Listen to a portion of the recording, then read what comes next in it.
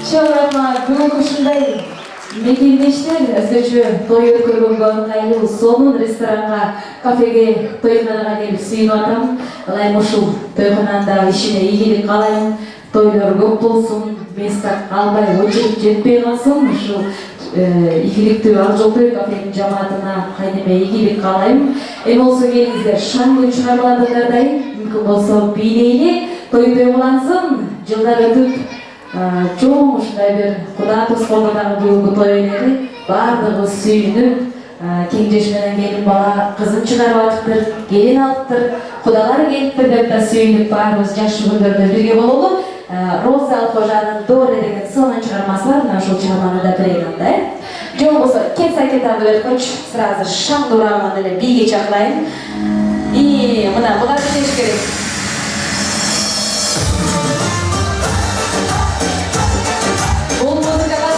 Birleş gerek. Kana gelişler oturgan doluktu. Kekleştirin kalleyaları. Koştalar, kudalar. Bundan oturgan takana incegelir. Gelinizler. Dur dilerle de açabilir.